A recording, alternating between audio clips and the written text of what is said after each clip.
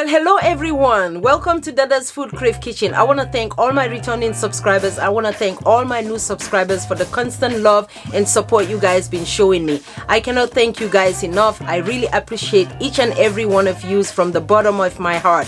And if you are new to my channel, this is the first time you're tuning into my channel and you haven't subscribed yet, hit that subscribe button and hit your notification bell because you will be the first to know whenever a new video is uploaded. In this recipe, I am going to be making cassava bread. Yes, cassava bread, guys, from scratch. I'm gonna be showing you two options how to make cassava bread. You can make the cassava bread with the dry gari. You can also make the cassava bread with the fresh cassava root itself. So if you guys are interested in seeing how I make this delicious cassava bread from scratch with two options, when you don't have the raw cassava and when you have a dry gari sitting at home not doing anything and you want some cassava bread, please stay tuned. And without any further ado, let's get cooking. Alright guys, this is the fresh cassava that you need for your cassava bread. For those who don't know what cassava look like, this is how it looks like. Some people call it yuca. And also this is the dry gari. You can find this gari in your local international store. Just tell them you're looking for gari. Actually, gari is made out of cassava as well. It was all, dried up and it's more drier. So what you're gonna simply do is just peel your cassava and wash it up afterwards.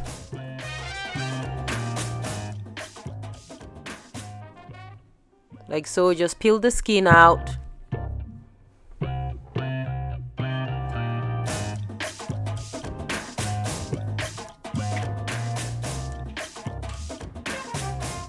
So first we're gonna be making the cassava bread straight from the cassava root, from the cassava itself.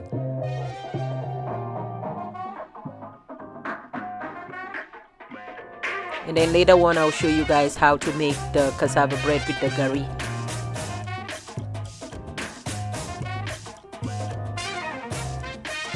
And the reason why I wanted to come up with showing you guys both ways how to make your cassava bread, because I know it's not everyone that have an international store that sells gari, but pretty much any grocery store you go, you will be able to find fresh cassava.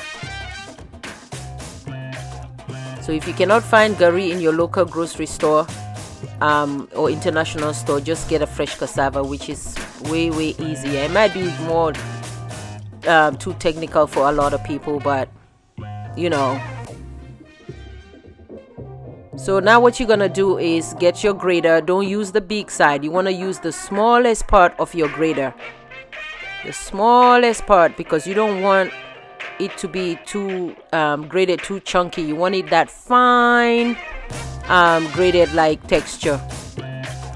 So I don't want my finger to be all crushed up in the with the grater. So I find a technique how to prevent that.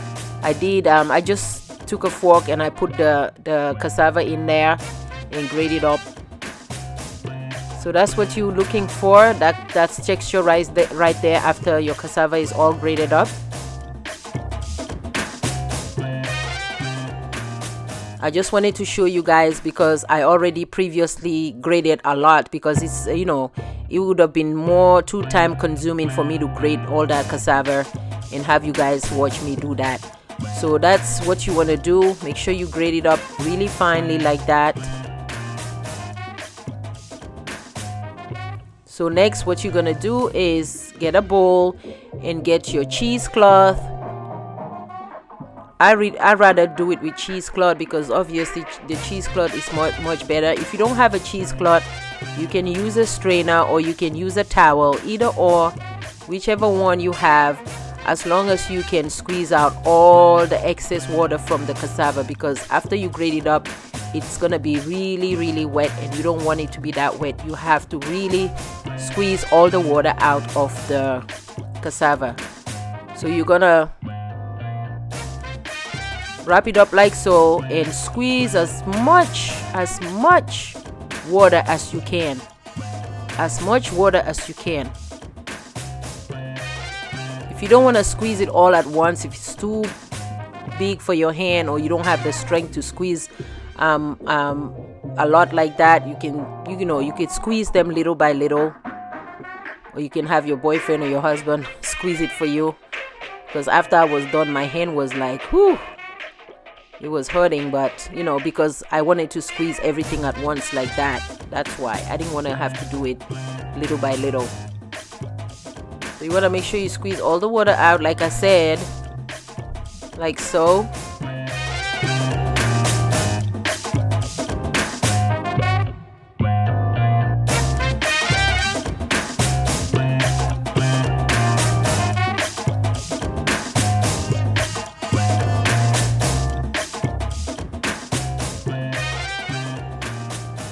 So that's how much water I took out of the excess water from the cassava. So you want to get a bowl or a tray like so, and that's how it looks like after all the water, it's all squeezed out. This is what you wanna see, and you want to make sure you spread it all out like that. Make sure it's not too lumpy. You want to break it up. You want to break it up like that. So I was just checking to see if I squeeze it much enough, and it was fine. There was no more water coming out. So that's how you want your cassava to look like. And now all the hardest part of making the cassava bread is done. So I'm showing you guys, I have 2 pans here. You can use a simple round baking pan like that, or you can use whatever pan you want. If you don't have a small round baking pan, you can use this round cake pan thing that I have.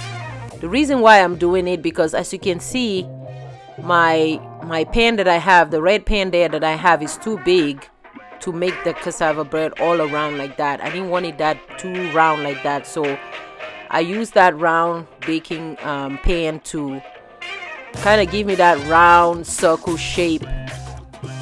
Then it will give it that, like, it will kind of control the shape around it for me, instead of using, I mean, like I said, if you don't want to use that, that's fine. If you can control the roundness of the cassava bread and to make it more round and nice, do so. As you can see, I'm pressing it down. That's what you want to do. I was pressing it down. That time the pan wasn't hot yet. That's why I put my hand in there. So you want to make sure you fill out all those holes all around the pan. If you see any type of hole in between, just put a little bit and spread it out like so. You don't want to make it too thin, and you don't want to make it too thick. So get you a spoon, a flat spoon, a spatula or a spoon. Just spread it out like so. Make sure all around it's really nice and even. And after like maybe 3 or 5 minutes or so, you want to check it and then turn it around like I'm doing, like so. And that one side is done. And you don't want to make your heat stove too high, because then it will burn, and you don't want to walk away either. So you want to have your stove like medium high, not too high. Just like mine range in numbers. I usually put it on number 4. So as you can see, my cassava bread is all toasted from the back and the front. That's how the cassava bread looks like, guys. This is the 4th batch that I made, and you want to continue that same pattern and continue on making your cassava bread like so. Spread it all out, all even in the edges like so. You can make it that big, you can make it any size you want. So usually growing up in Gambia, this is how I used to see how big cassava bread used to come out. And you can see that one is a little too toasted because I walked away for a couple seconds, and you know, but it's not bad. It's just more darker and more toastier. So as you can see, my first batch of the cassava bread is ready, guys. This is the fresh cassava bread that I use the fresh root. So as you can see, I'm showing you guys the other way. If you don't have that round thing that I put in my frying pan, you could just simply use a round baking pan like that, cake pan like that. This is, like I said, just to give it that round control, you know, like it will control the edges, and it will make it come out really nice and round, you know. Like I said, you could make any size you want. You know, I think that size for the cassava bread was perfect. So you just take that pan and put it on your on top of your stove. You know, if you have a gas cooker, I would say you want to really be careful, you know, don't put your heat too high. When you do it on the pan like that, it's kind of hard a little bit to take it out. You just want to flip it gently. So this is the gari method, how to make the cassava bread with the gari. Like I said, the reason why I'm coming up with giving you guys two options of how to make the cassava bread with the fresh cassava and the dry gari is because of, like I said, a lot of people can't find gari. It's not everywhere that sell gari. You know, you have to really find this gari in a local international store. If not, use your fresh cassava. So there is no such measurement. You could just pour as much as you want. The only thing you just want to make sure you add water little by little, because you do not want it to be too wet. You want it wet, but not too wet. Not too wet where you can squeeze water out of it. You just want to make it like, you know, a little bit wet. So, you know, it's not too dry. It will be able to held up together when you're making the cassava bread. So the gari is made out of cassava. So it's more drier. You know, this is the gari that you can make you can eat it with your fufu or whatnot. So as you can see, it wasn't too wet. It was just right. The moist was just right. So what you want to do is just spread it out, just like I did with the fresh cassava. You're gonna get a towel or your whatever you have to hold your pan and spread it out like so. With the gari, if you make your cassava bread with the gari, I mean, it's more finer. But to be honest with you guys, if I have to choose my cassava bread and how which one I really like, if to be honest with you, I like the fresh one. Yeah, I will go with the fresh one, because the fresh one, you could really taste the freshness of the cassava bread. You know, I mean, the gari, it's fresh as well, but I mean, there's nothing like making something fresh from scratch. Like I said, if you have the time, you know, to grate the cassava and squeeze all the water out, you know, you can do so. If you don't have the time, just make it with the gari, you know. So that's how the gari cassava bread looks like. And then you just flip it over. You can enjoy this cassava bread with anything, guys. You can enjoy it with fried fish, with gravy. So this is the gari cassava. This is the cassava bread I made with the gari, as you can see. And there we go with the fresh cassava bread.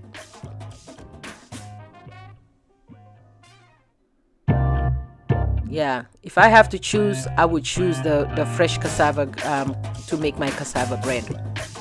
But if I don't have no choice, if I don't have no fresh cassava at home, I will make it with the gari. It's all the same. It's all the same.